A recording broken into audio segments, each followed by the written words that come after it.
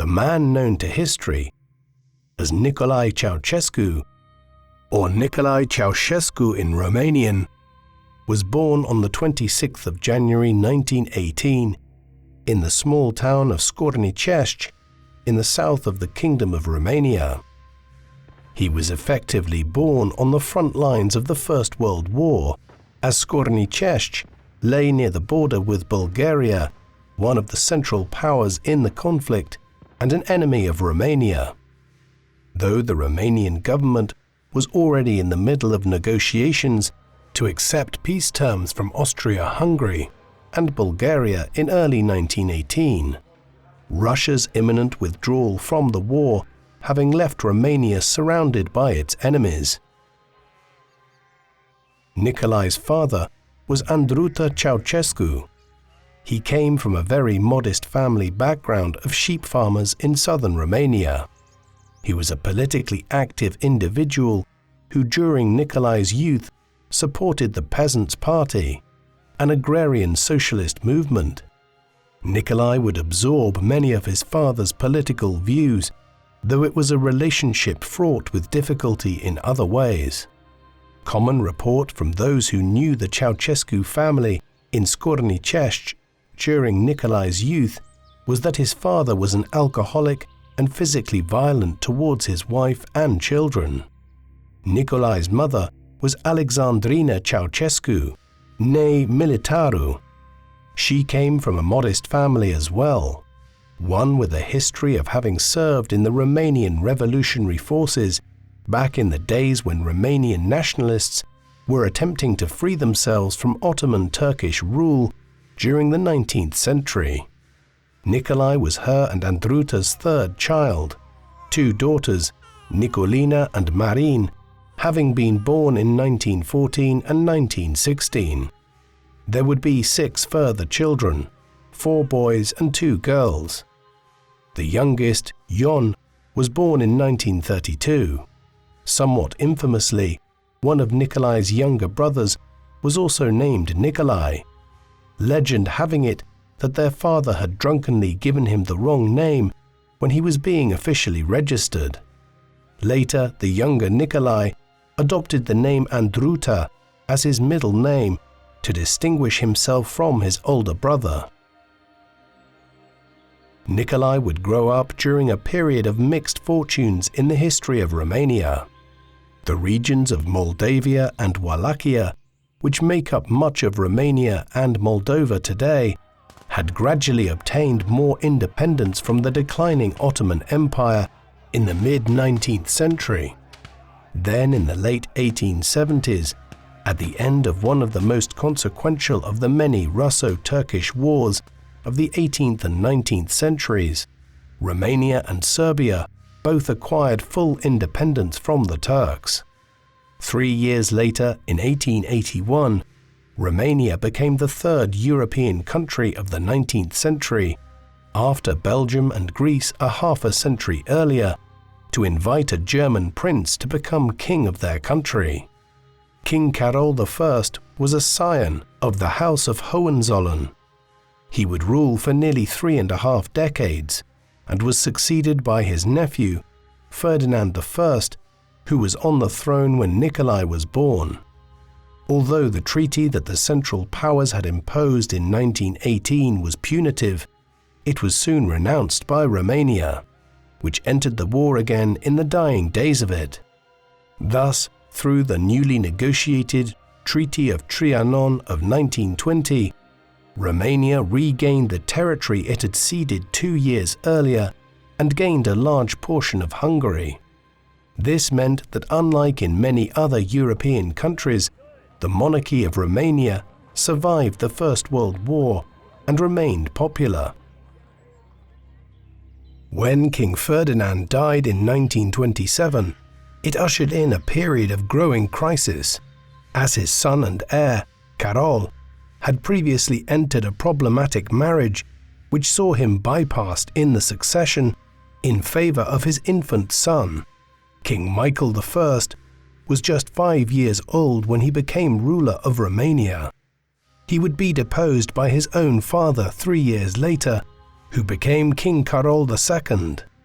Compounding all of this was the onset of the Great Depression late in 1929, after the Wall Street crash in the US. Matters were not helped by the personality of the new king, who, in line with growing extremism in European politics, sought to establish a kind of royal dictatorship. One key element of his repressive regime, which would impact on the Ceausescus, was the crackdown on socialist movements by Carol II and his government in the 1930s. More broadly, ethnic tensions remained in the Balkans, as Hungary and Romania still viewed each other as having lands which rightfully belonged to either a Greater Romania or Greater Hungary, while Bucharest also viewed Moldavia and parts of the broader region of what had become the Ukrainian Soviet Socialist Republic within the USSR as rightfully being parts of Greater Romania. All of these things would influence the course of Romanian politics in some important ways, which would shape Nicolae's life.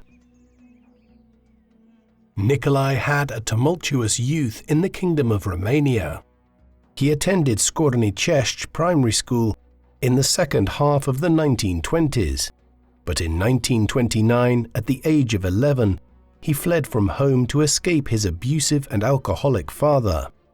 Young Nicolae headed for Bucharest, where he went to live with his eldest sister, Nicolina.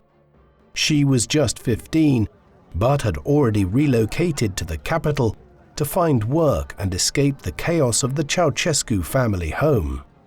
In the capital, young Nicolae soon obtained a position as an apprentice to a shoemaker. His employer, Alexandru Sandulescu, was a member of the Romanian Communist Party, a movement which had emerged in 1921 from the Social Democratic Party as a radical faction, inspired by the Russian Revolution of 1917 and the successes it was achieving in the Russian Civil War by the beginning of the 1920s. The Communists were effectively an illegal movement within Romania, as the government had determined that they would act as a fifth column of the neighboring Soviet Union. Romania was also not an industrialized country, and the communist movement remained small in the 1920s and 1930s. Nicolae soon joined the movement under the guidance of Sandulescu around 1932. Over the next several years, he worked as a shoemaker and had frequent brushes with the law, both as a communist agitator and more broadly for various acts of petty crime in Bucharest. In the summer of 1936, after making numerous appearances before the courts over the years, and now being deemed old enough to be fully tried as an adult, he was sentenced to 2.5 years in prison for his activities as a communist agitator. He spent these, for the most part, in the Doftana prison, a prison fortress referred to as the Romanian Bastille that had been built in the late 19th century. Ceausescu's fortunes and the course of his life would be profoundly impacted on by the events of the late 1930s and early 1940s across Europe. In September 1939, the Second World War commenced when Nazi Germany invaded Poland, and Britain and France declared war on Germany in response.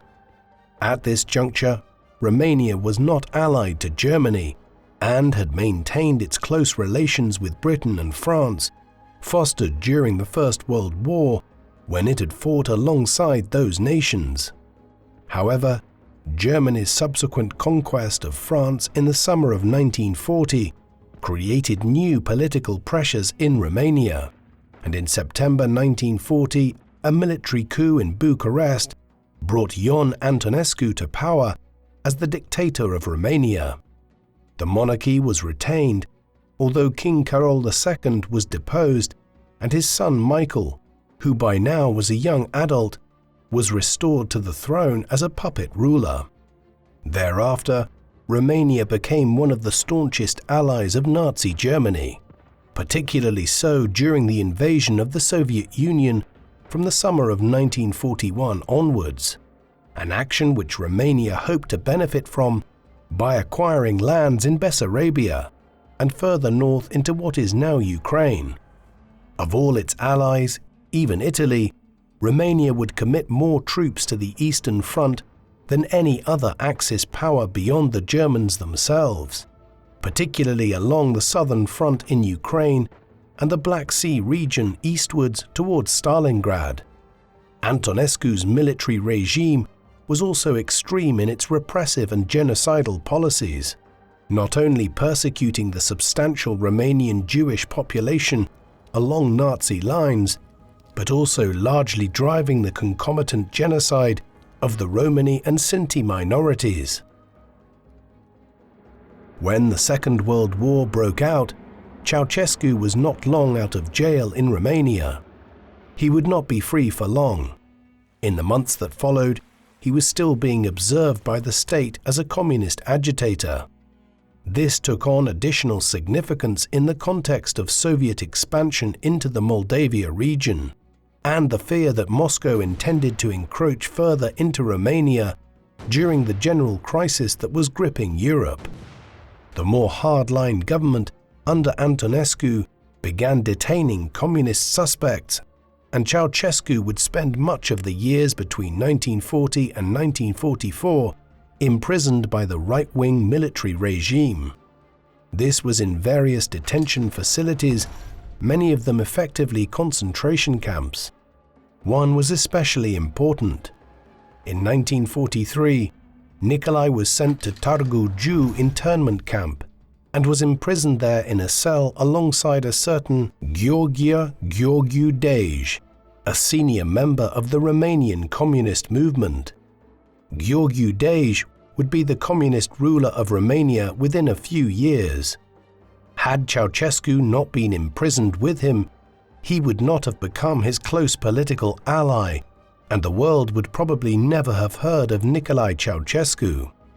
Thus, while Nicolae spent much of the war in various detention centers, he left it with close ties to the future leadership of the country. In the end, communist agitators in Romania were not freed through events in the country, but as a result of the general progress of the war in Eastern Europe. After a period of immense success in the summer and autumn of 1941, the combined German, Romanian, and Italian invasion of the Soviet Union had stalled in the winter of 1941. Stalemate ensued in 1942. Then, with victory for the Russians at the Battle of Stalingrad in early 1943, the Soviets began a massive counteroffensive. By 1944, they were progressing across a huge front in Belarus and Ukraine. Initial efforts were made to launch forays into Romania as early as March 1944 through the Black Sea. However, it was not until mid-August 1944 that the major Soviet offensive into Romania began. By then, German resources were stretched thin, as fronts had been established by the Allies all over Europe, and within days of the Russian incursion, the regime began to collapse.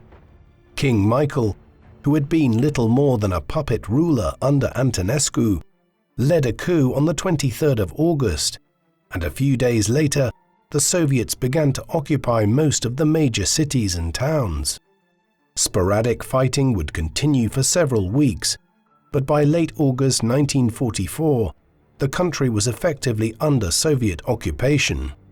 As this occurred, the communists of the country, who had always been a limited movement in a largely agricultural society, suddenly found themselves in a position of unprecedented power and leverage. A transitional period followed in which the monarchy was retained and elections were held as the country was rebuilt after the war. But in the final days of 1947, the monarchy was brought to an end and the Socialist Republic of Romania was brought into being as a communist regime within the Soviet bloc. Ceausescu's personal life changed in the immediate aftermath of the war in ways which would impact on Romanian life too. Back in 1939, during his brief hiatus from being in prison around the start of the Second World War, Nicolae had begun a relationship with a woman by the name of Elena Petrescu, a woman from a peasant family who, like him, had moved to Bucharest at a young age and found work as an assistant in a laboratory there. She joined the Communist Party in the late 1930s, and it was through mutual connections that they met.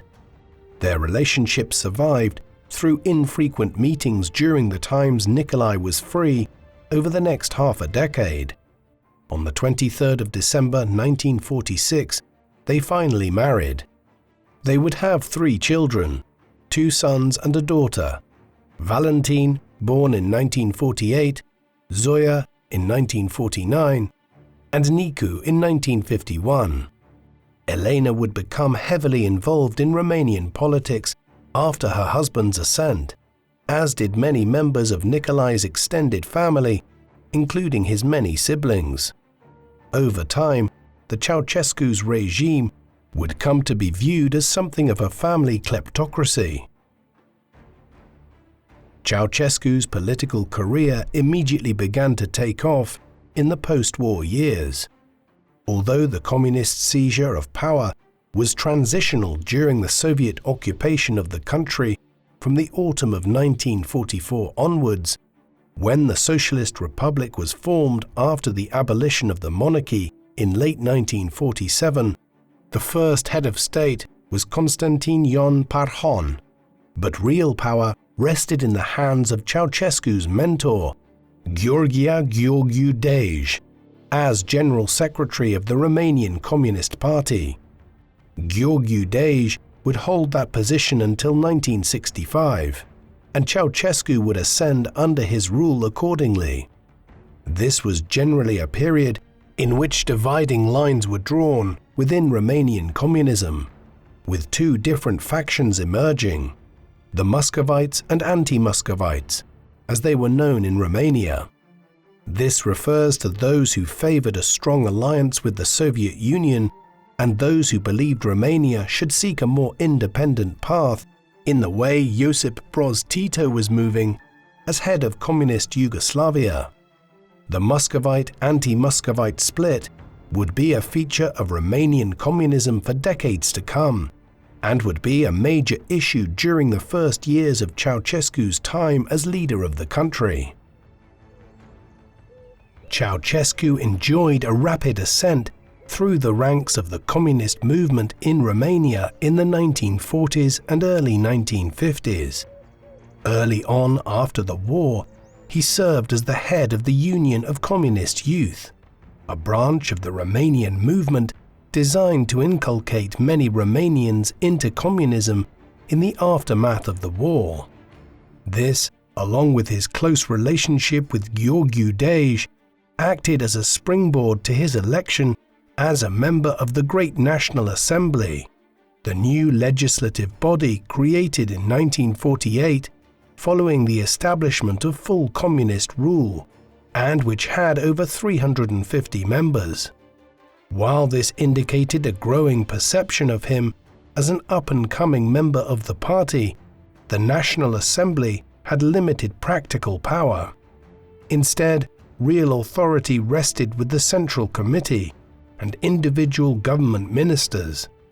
Consequently, it was a major step forward when he was appointed as a secretary to the Minister of Agriculture, followed by the post of Deputy Minister within the same department in 1949. Then, in the early 1950s, he was transferred over to the Defense Ministry, and finally in 1952 was made a member of the Central Committee. All of this was a result of the purging of other party members, as the anti-Muscovite faction, led by Gheorghe Dej, won out over the Muscovite faction. 2 years later, Ceausescu was made a full member of the Politburo, making him, at 36 years of age, part of the governing body of a dozen or so individuals who controlled the Romanian state. The former apprentice shoemaker had come a long way from his humble beginnings. One major policy, which Ceausescu played a substantial role in during these years in his positions within the Ministries of Agriculture and Defense, was the collectivization of agriculture. Collectivization was a policy which had been pioneered in the Soviet Union back in the 1920s. The idea was to create large collective farms that would be run by the state. In theory, this would create more efficient farms, which would require less labor, and workers would then be freed up to move into cities and towns and begin working in the factories, which the Romanian government was looking to establish. Nearly everywhere it was put into practice, collectivization led to resistance, as small farmers were reluctant to essentially have their small holdings subsumed into large state-run collective farms. In his role as secretary and deputy minister within the agriculture department in the late 1940s, Ceausescu was involved in planning the collectivization strategy, which was eventually launched in 1949. Then, in the 1950s, in his role within the security services and as a member of the Politburo, he oversaw its often violent implementation, particularly so in the late 1950s, at which time the government had to resort to mass arrests of tens of thousands of peasants to get them to accept the radical changes that were being insisted on. Collectivization was successfully achieved by the mid-1960s, and increased industrialization followed, but at a price in terms of the violence it engendered in Romanian society. Ceausescu's career and life were nearly cut short on the 4th of November 1957. That day, he and several other senior Romanian communist officials were traveling on board a small Russian Ilyushin plane to Moscow as a delegation for their country to the 40th anniversary celebrations of the Russian Revolution of 1917, when the plane crashed near the runway at Vnukovo Airport in the Russian capital. Ceausescu and several others escaped with some serious injuries, while one member of the Romanian delegation was killed. It is important in assessing Ceausescu's later approach to the Soviet Union that few people at the time believed this crash to be entirely accidental. Gheorghe Dej had already begun to take a more independent line from Moscow by 1957, and he was supposed to have been on the plane, only pulling out at the last minute. To many, it appeared as though the Soviets had planned the accident to get rid of the Romanian leader. Although he survived this incident, within a few years, Gheorghe Dej was suffering from lung cancer. He died on the 19th of March 1965. By that time, Ceausescu had risen to a high position within the regime, but he was far from being considered the clear successor to his former mentor. Instead, a power struggle ensued in which figures like Gheorghe Apostol, the vice president of the Council of Ministers, vied for control of the government. In the end, Ceausescu emerged as the new General Secretary of the Romanian Communist Party, almost as much because he was a compromise candidate amongst the rival factions as owing to his own support base. Ceausescu had risen to become the head of the communist state in Romania by the late spring of 1965 as General Secretary of the party. Still, it remained to be seen exactly what kind of leader he would be. Not all communist leaders between the 1940s and 1980s across Eastern and Central Europe were autocratic dictators where one man ran the state. There were many cases where considerable collegiality between a group of politicians prevailed. Ceausescu's own predecessor, Gheorghe Dej, was a powerful figure, though not all-powerful, while the post-Stalin era in Russia had seen the development of considerable collegiality and sharing of power within the Politburo in Moscow. Ceausescu took things in a different direction by consolidating his control over the Romanian Communist Party after 1965. In December 1967, for instance, he assumed the position of President of the State Council, in addition to that of General Secretary. As we will see, his moves to split away from the Soviet Union in 1968 further consolidated his grip over Romania as a Stalinist-style dictatorship. Finally, in 1974, Ceausescu took office as the first incumbent of the newly created office of President of Romania. There were few, if any, challenges to his power from within the party for the next decade and a half. A central feature of Ceausescu's monopolization of power in Romania in the late 1960s was the manner in which he split from the Soviet Union.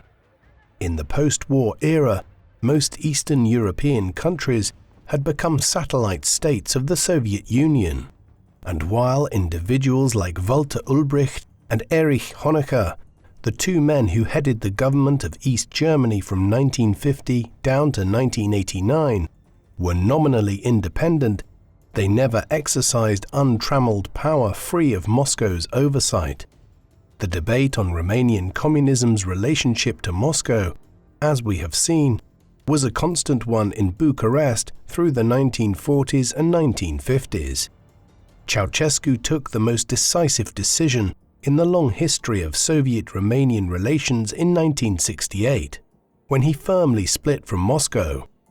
The event which brought matters to a head was the Prague Spring of 1968, when the Czechoslovak government, under Alexander Dubček, attempted to liberalize the country's communist regime, only for the Soviets and their Warsaw Pact allies to invade and force the administration to backtrack. For Ceausescu in Bucharest, these events in Czechoslovakia were an opportunity to push forward his desire to remove Romania from the Soviet sphere of influence. On the 21st of August 1968, Ceausescu delivered a speech before a crowd of an estimated 100,000 people in Palace Square in Bucharest, in which he denounced the actions of the Soviet government and the Warsaw Pact allies.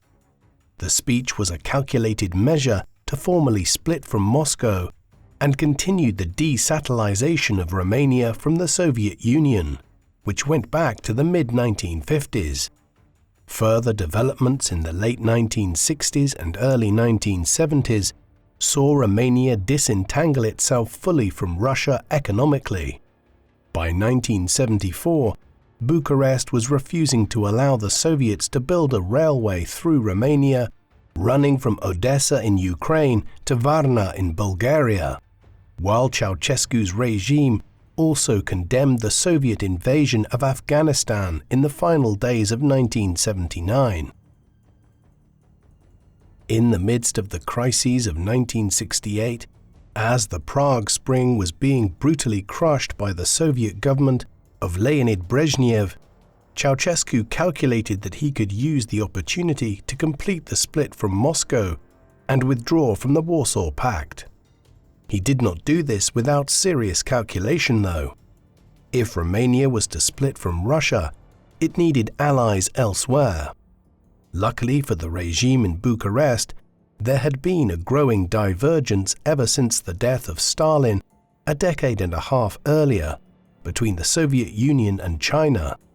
Thus, even as relations with Moscow thawed considerably, Ceausescu was cozying up to Mao Zedong and the government of the People's Republic of China. Indeed, it may well have been that Romania's growing alliance with China was the reason why Brezhnev and the rest of the Politburo in Moscow did not decide on military action against Romania as well in 1968.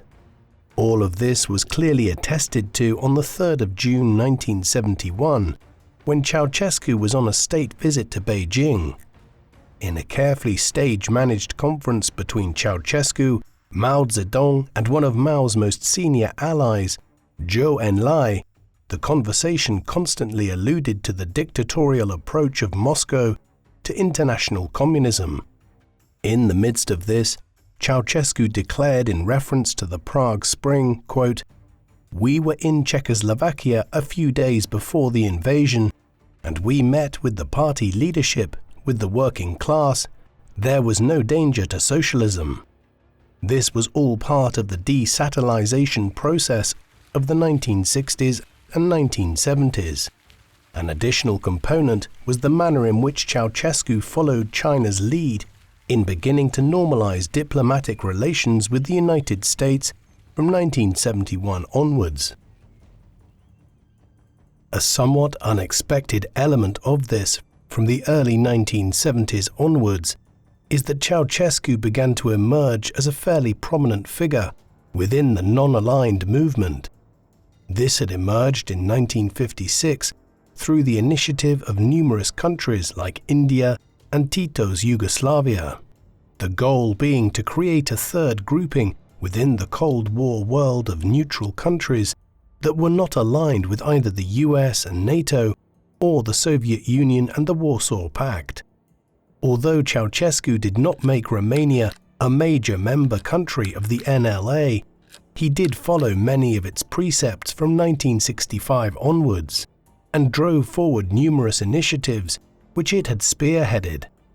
For instance, he was anxious to normalize relations between the various countries of the Balkans and to try to put aside the ethnic tensions which had characterized the region since the Ottoman Empire began to decline in the late 18th century. He also steered an independent path on Israel, maintaining relations even after the Six-Day War in 1967 led to the occupation of the West Bank, the Golan Heights, and the Sinai Peninsula. Bucharest became notorious too for maintaining cordial relations with right-wing strongmen, notably the regime of Joseph Mobutu in Zaire and Augusto Pinochet in Chile. Finally, when most communist countries refused to participate in the 1984 Summer Olympics in Los Angeles, in retaliation for the US-led boycott of the 1980 Moscow Olympics, Romania did not join them and sent a full delegation to LA. While there might have been a more open approach towards foreign relations, and Ceausescu seemed to signal his support for liberalization in Czechoslovakia in 1968, the reality at home in Romania was one of growing censorship, illiberal politics, and limited press freedom under his regime. Under the auspices of the General Directorate for Press and Print, the national media was heavily managed to present the official line on almost every issue of public and social policy. Even after 1977, when the Directorate was shut down, censorship simply became slightly less visible, while remaining just as intense. For instance, plays that were performed at the theatres in Bucharest and other cities had to be subjected to a process called visionare before they were performed publicly. This involved government censors witnessing performances of the plays to make sure that there was no criticism of the government, either directly or using allegory, a common method expressing criticism in a cloaked manner within 20th century authoritarian states. Elsewhere, Ceausescu made a concerted effort to undermine and criticize Radio Free Europe, a radio station established under US patronage back in 1949. Based out of Munich and designed to deliver uncensored Western media to communist Europe over the airwaves, it reached 55% of the Romanian population who wanted to receive it through transistor radios. Romania became a major object of criticism for Radio Free Europe in the 1970s and 1980s, something which led to Ceausescu's regime launching a general campaign against the radio media in response. There were very few areas of Romanian public life that did not experience censorship of one kind or another. This was not simply a concerted policy of shifting opposition voices. It was backed up with coercive instruments of the state. During the Ceausescu era, this was spearheaded by the Securitate. The Departamental Securitate Statului, or Department State Security, had been founded as a state-secret police force in Romania in 1948, not long after the Communists claimed complete control over the country. By the early 1950s, the size of the Securitate had increased to over 20,000 staff, with many being individuals embedded in large factories and informers within local communities. Thus, the institution was already very sizable and powerful long before Ceausescu came to power. But under the new dictator from 1965, it became one of the most Orwellian secret police forces in modern history. Ceausescu used it for all manner of activities, with different branches being established as paramilitary units, censorship units, conventional military and policing units, and to oversee everything from the issuance of passports to collecting intelligence on any foreign visitors to Romania. At its height in the 1980s, there were 500,000 people working for the Securitate in one form or another, whether as staff or local informants. Hence, if you walk down the streets of Bucharest in 1985, on average 1 out of every 40 people that you passed was working for the Securitate in some fashion.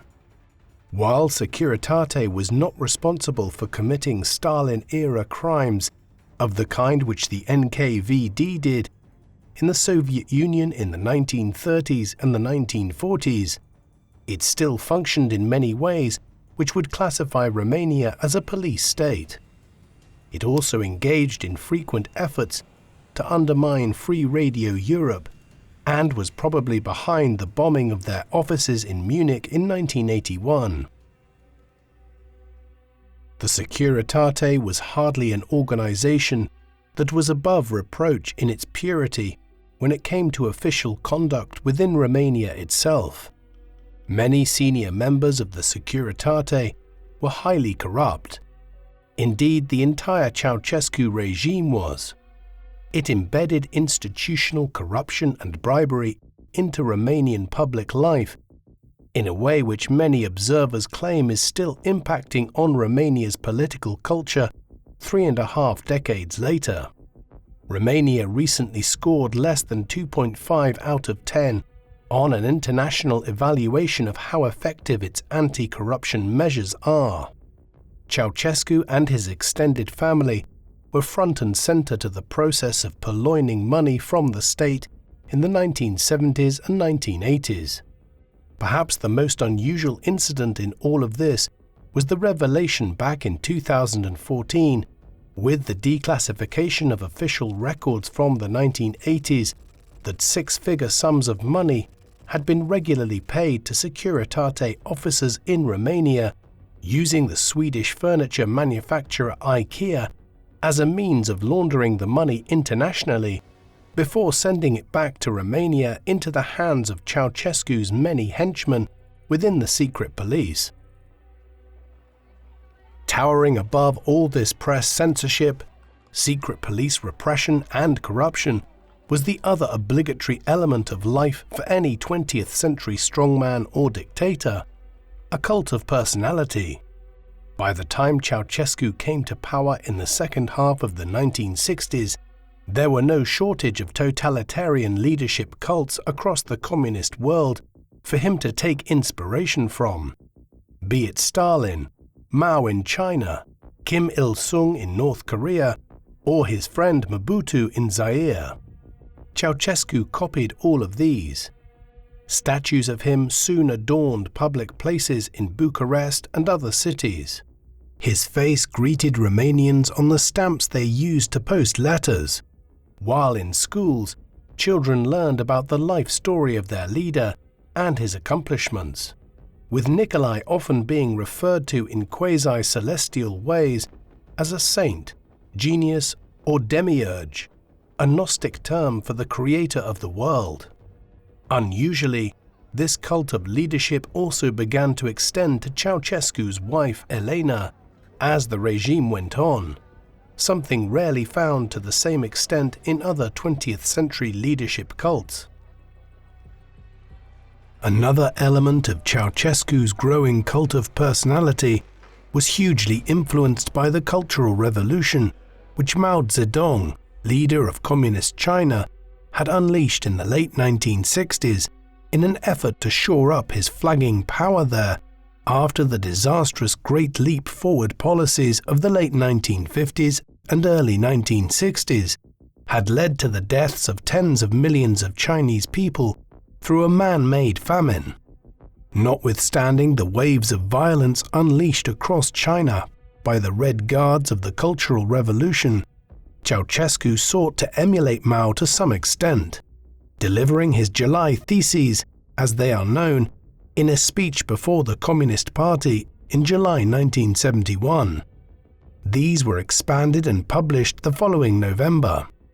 Through them, Ceausescu sought to introduce a more rigorous form of Romanian communism, and a purer ideology in the vein of the rhetoric Mao had been using for several years in China. Romanian intellectuals were to be challenged, and cultural output was to be reorientated towards greater emphasis on communist values. One of the major consequences of this was a heightened form of Dacianism in the 1970s and 1980s, a movement which tried to emphasize the strength and power of the Kingdom of Dacia that had existed in Romania prior to the conquest of it by the Romans. This Dacianism became a feature of Romanian literature and culture during Ceausescu's era, though thankfully his efforts to mirror the Chinese Cultural Revolution in terms of the violence it evoked did not occur, as scholars estimated between 1 and 2 million people were killed in China as a result of the program. As with the Cultural Revolution, Romania had long sought to emulate other communist countries when it came to its economic policies. In terms of its economic approach, Nicolae had been involved in a central component of this, the collectivization of agriculture in the 1950s. These pre-Ceausescu years were successful ones for communist Romania in their economic goals. The country experienced industrial growth that surpassed most other countries across the entire continent of Europe. Industrial production increased by over 600% between 1950 and 1964. It all slowed though during Ceausescu's time as ruler of the country, reflecting the general stagnation of the communist economies of Eastern and Central Europe in the 1970s and 1980s, after immense growth in the 1950s and 1960s. In Romania, after a honeymoon period in the mid-1970s, when the country's position as a major refiner of oil benefited the economy in the context of the 1973 oil crisis, the rate of GDP growth fell to around 3% by 1980, down from average growth rates of 10% in the 1960s. Despite efforts to boost the economy through the development of an electronics industry, a move which was proving successful in countries like South Korea and Taiwan in the Far East, Romania's economic progress continued to be poor in the second half of Ceausescu's time as dictator of the country. At the beginning of the 1980s, in response to the country's flagging economic performance, Ceausescu decided on a new economic policy which did untold damage to the country and the lives of ordinary Romanians. After heavy borrowing to invest in industrial expansion in the 1960s and 1970s, Romania's national debt had grown to over $10 billion by the early 1980s, a figure which might seem small by today's standards, but which was very considerable half a century ago. In 1981, after Romania had been forced to turn to the International Monetary Fund for a loan, Ceausescu announced that Romania would aim to clear this debt over the next decade or so. The resulting austerity program unleashed huge deprivation across Romanian society. Large price increases were imposed on basic goods, and utilities like common foodstuffs, electricity and petrol. This in turn created inflation even as wages stagnated. In tandem with this, the agricultural sector was already in trouble owing to a lack of labor due to decades of enforced industrialization, creating wide-ranging food shortages by the mid-1980s.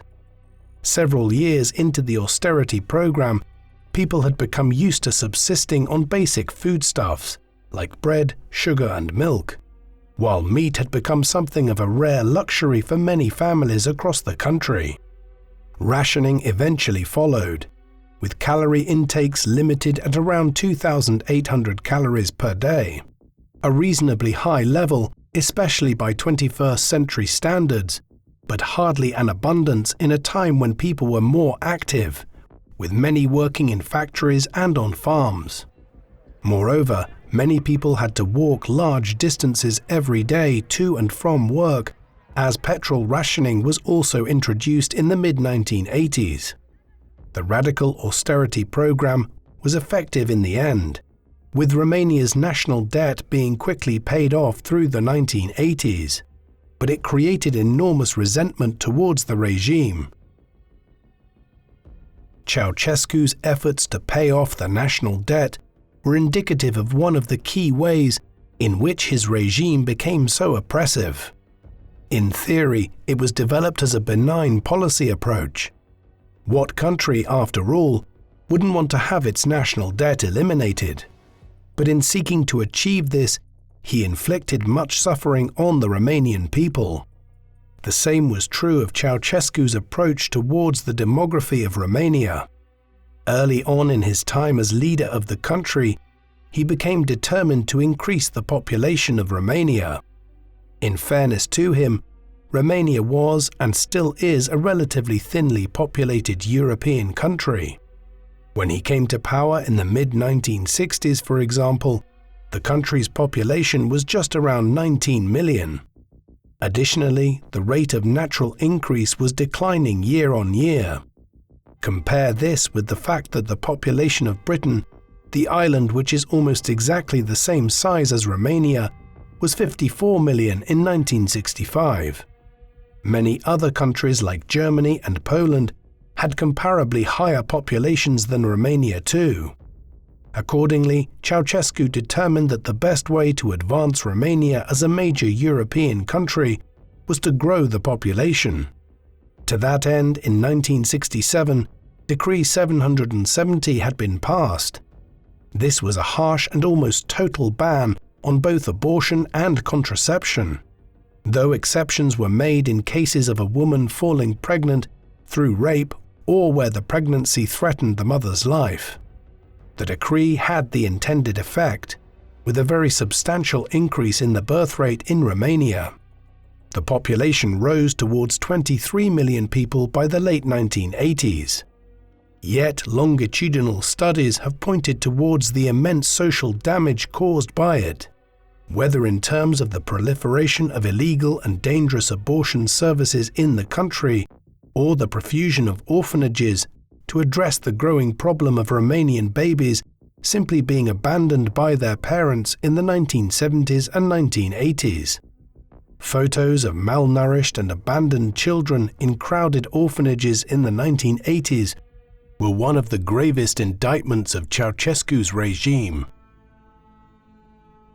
Another point of growing contention in Romania in the 1970s and 1980s was the regime's approach towards the substantial Hungarian minority within the country. The Treaty of Trianon back in 1920 had seen Romania acquire lands in the west from Hungary. While these could legitimately have been claimed to constitute part of a greater Romania, there was still a substantial Hungarian or ethnic Magyar minority in the region, and this ensured that Hungarians have made up 6 or 7% of Romania's population for the last century.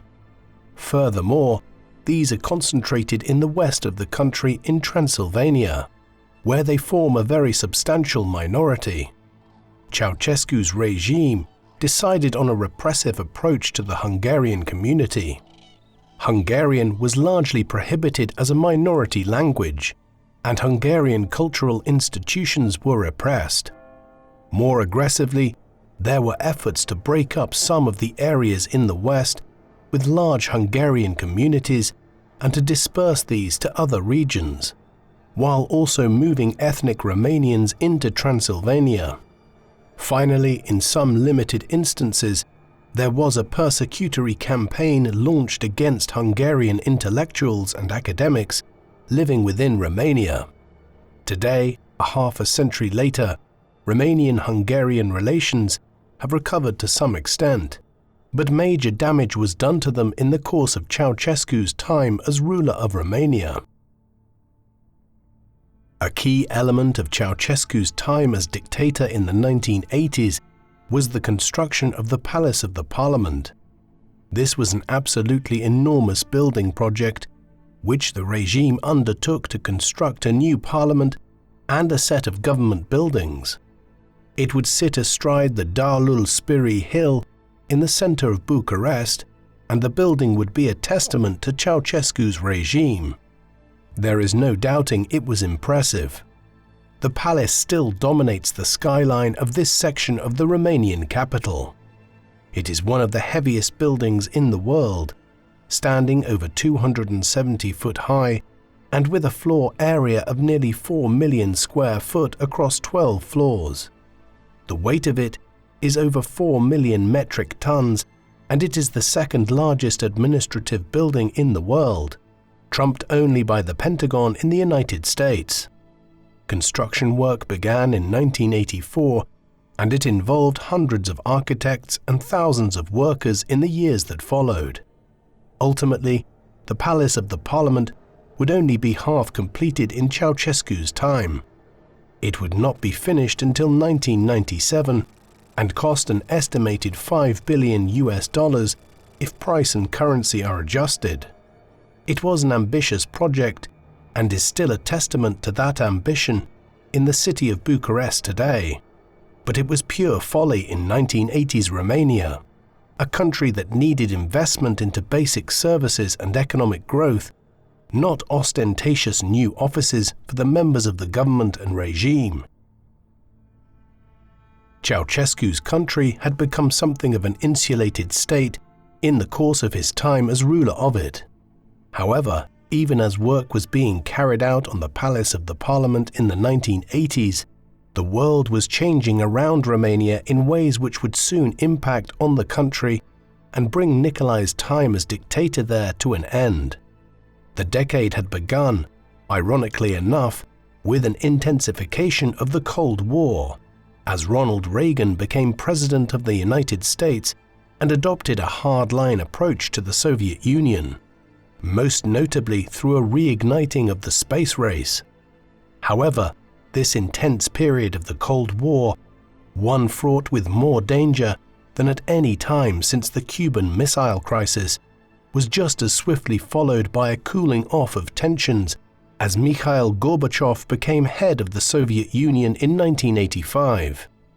Gorbachev was determined to reform the Soviet Union after 2 decades of economic stagnation through policies like glasnost and perestroika, whereby Western ideas would be discussed in a more open framework. Unwittingly, he brought about the destruction of the USSR, as the late 1980s saw communism as an ideology being questioned all over Eastern and Central Europe. By 1988 and 1989, there were opposition movements emerging to the established communist regimes in many countries, and in the autumn and winter months of 1989, a series of events in Central Europe would lead to the fall of the Berlin Wall. These forces of reform and change soon entered Romania. By the late 1980s, the economic situation was not good. Ceausescu's efforts to pay off Romania's national debt, combined with the closed nature of its economy, had damaged domestic growth. This happened at the same time that enormous sums of money were either being corruptly stolen by the regime or else squandered on the Palace of the Parliament. Hence, when political change swept across Europe in the late 1980s, Romania was primed for unrest. A revolt of sorts had already occurred in November 1987, when upwards of 20,000 workers went on strike and violence erupted in the city of Brasov.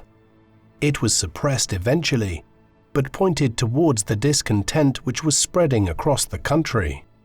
Through 1988 and 1989, there was an unprecedented level of criticism of Ceausescu, both amongst opposition groups and within the communist movement itself. Therefore, while the Romanian Revolution is often depicted as having broken out as a sudden surge of violence in December 1989, there was a growing tide of anti-Ceausescu sentiment and agitation across the country in the years leading up to it. The Romanian Revolution began on the 16th of December 1989, when mass protests began in the city of Timișoara against Ceausescu and his government. By the end of the day, control of the city was slipping into the hands of the insurrectionists, leading Ceausescu to send in the military the following day. The heavy-handed crackdown on the 17th of December at first seemed to have curbed the unrest, so much so that Ceausescu flew out of Romania on the 18th to undertake a planned visit to Iran.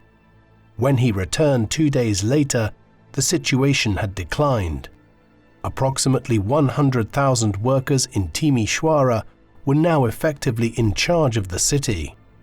Moreover, while news of the revolt there had been suppressed by the official media, international news outlets like Radio Free Europe were managing to disseminate news around Romania about what was unfolding in Timișoara. Consequently, when Nicolae gave a speech at a mass event in Bucharest on the 21st, in which he tried to re-establish confidence in the regime, it descended into chaos as the crowds interrupted his speech and drowned him out with shouts of protest. In the hours that followed, chaos swept across Bucharest and Romania, with huge numbers of people spilling out around the city and shouting slogans like "Down with the Dictator" and "Death to Ceausescu" in Romanian.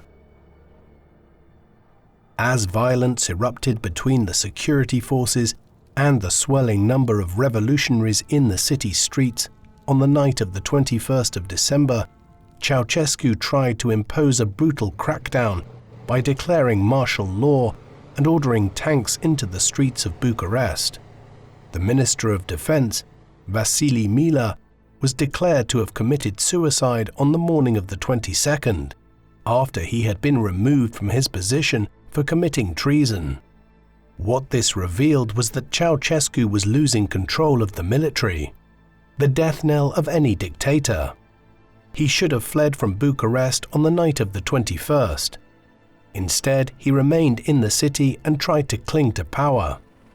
By the following morning, he realized that this had been a mistake and ordered helicopters to prepare to airlift him, his wife Elena, and others out of the capital.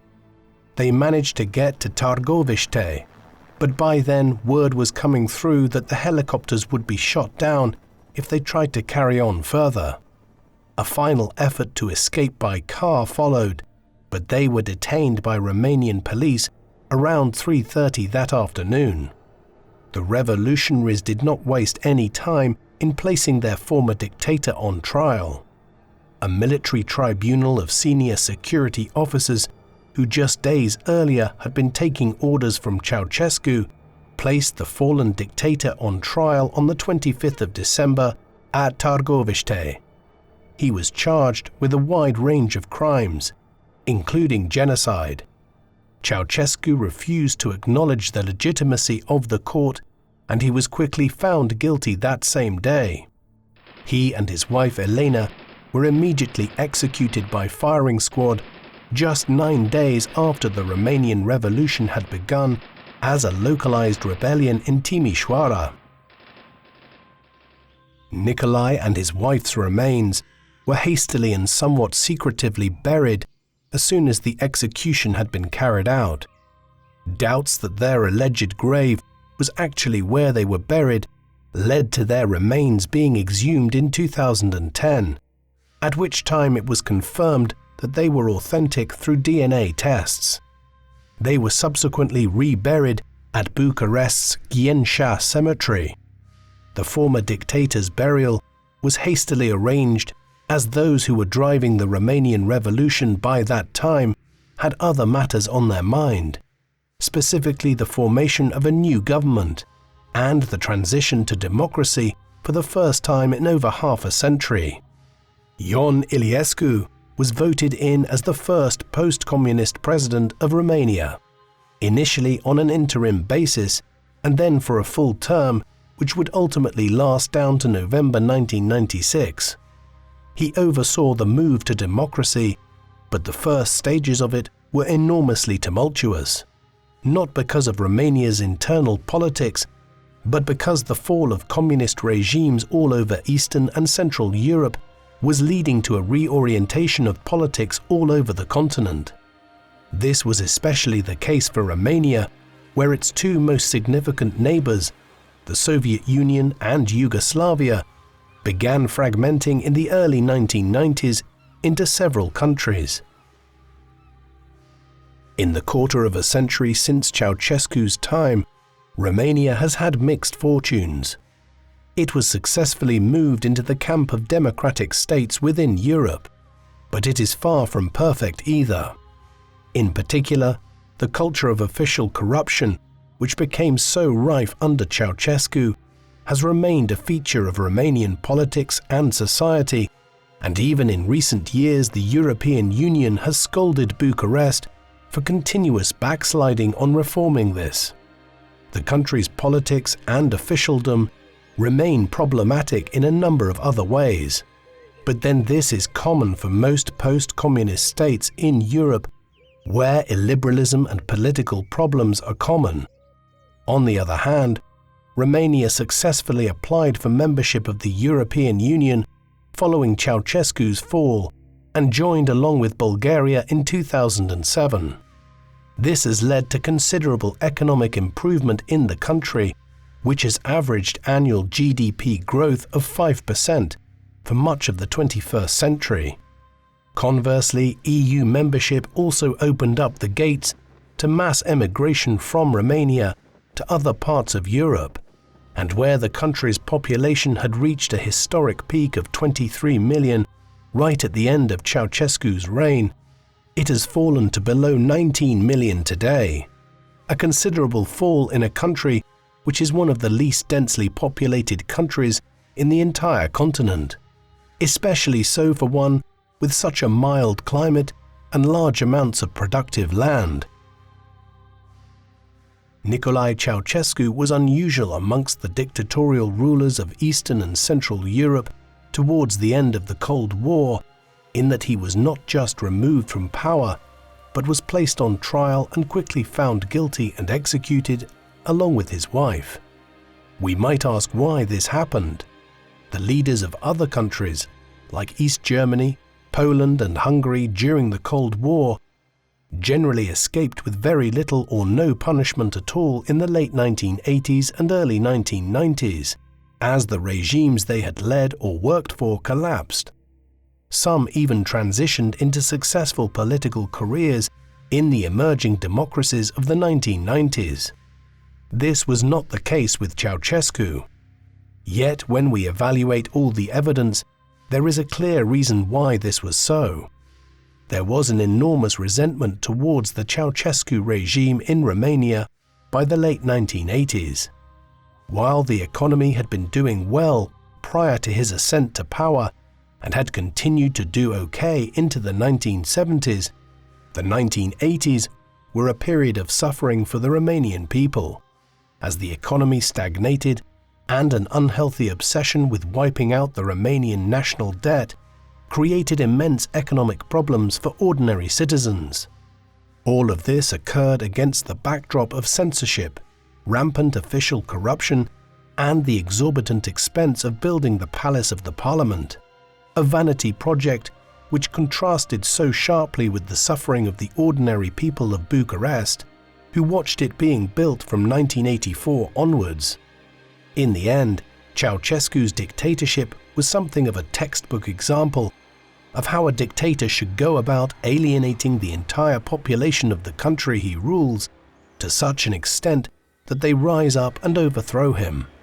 He had nobody but himself to blame. What do you think of Nicolae Ceausescu? Was he the worst of the Cold War dictators to still be ruling a European country towards the end of the 1980s? Or was his punishment in 1989 perhaps excessive when we consider what happened elsewhere as communism came to an end? Please let us know in the comment section. And in the meantime, thank you very much for watching.